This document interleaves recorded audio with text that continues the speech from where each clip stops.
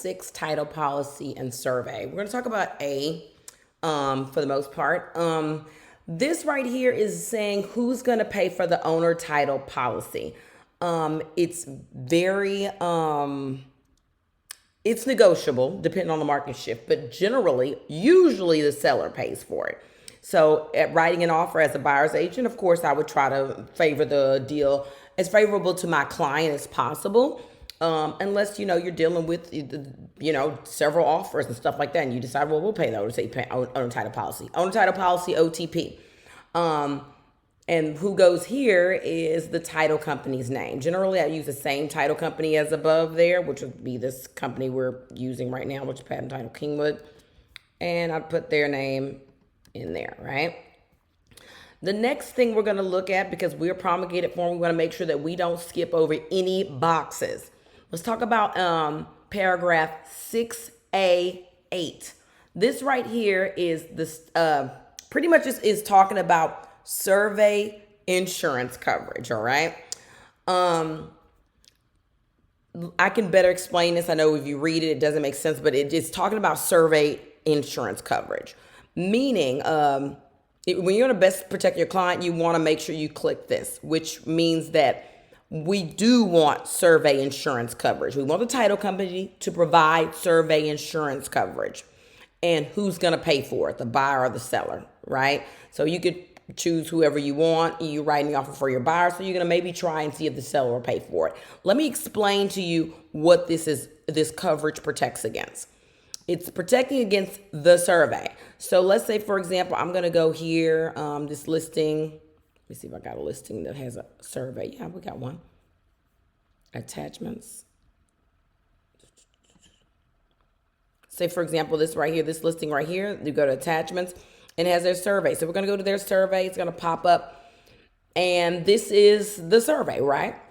And what that insurance is going to say is, we ensure that the survey was done correctly. And if anything changes, we will pay for it. So let's say, for example, the survey is done. Mind you, the survey is done by humans. So there is some room for human error, right, guys? So with this, let me make it bigger. What this coverage does is it protects you.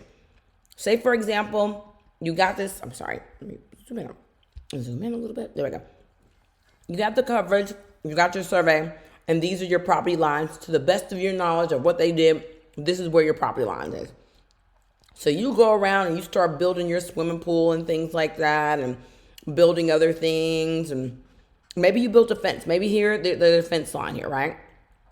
2 or 3 years go by, and somebody moves into this lot right here. And you find out that they do a survey, and they're saying, hey, buddy, it looks like or let's say they move over here to lot 3. Or no, let's say they move behind you. Okay, they're going to move to lot 19, so this will be fun, right? They move to lot 19, and they do a survey, and they find out their survey has contradicting things in your survey. Let's say they say that, hey, we own so many more feet back here, like we own to here.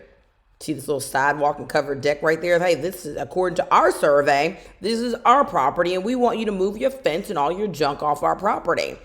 Well, if you come with your survey and then their survey, then you have a discrepancy, right? If you have that coverage, you can go to the title company and say, hey, Mr. Title Company, according to you, this is on my stuff.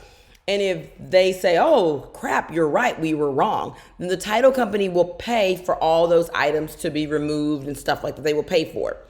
But if you don't have that coverage and you find out later that maybe this was done in error, you know what I mean? You may have to pay for those items to be removed off of the client's land. I mean, the other neighbor's land, okay? So it happens. It can happen. It's just another layer of protection that you can have. And so by checking,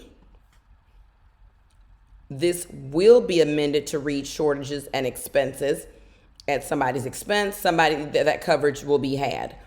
One question people had was, how much is this insurance coverage? It's so nominal, guys. It's very low. I'll show you. It's very, very cheap. So even if the seller pushes back and said, I don't want to buy that, I say go ahead and get it have your buyer pay for it. It's very nominal. It's generally, let me find it real quick.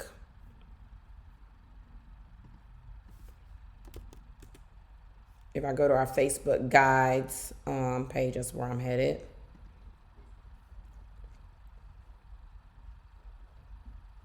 My little cheat sheet guides.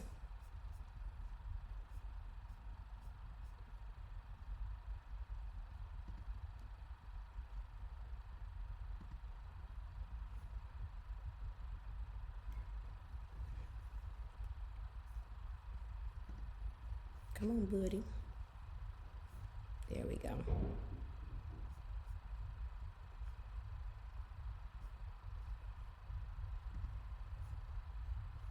Yeah, so that that coverage is usually, the survey insurance coverage is what I call it. It's usually 5% of the OTP.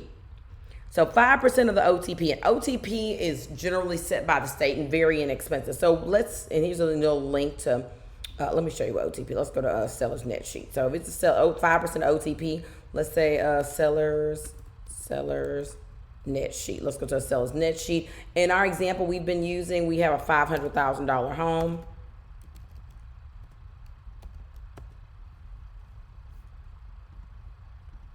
We can expand it out and see what OTP is. 5% of $2,940. Clear. $2,940 times 5%. That's $147. It is completely worth it to go ahead and get that coverage, okay? And it's something, if as a listing agent, if I saw that, it's not you got to decide what are your battles you want to choose. That's not a big battle. $147 is very nominal compared to some other things that are in the contract. But also it's very low enough for this coverage to make sure your client has it. If you have any questions about that, and just in case that changes from when I do this contract, contact the title company for any additional questions that you may have about that, okay? So that's there about paragraph 6.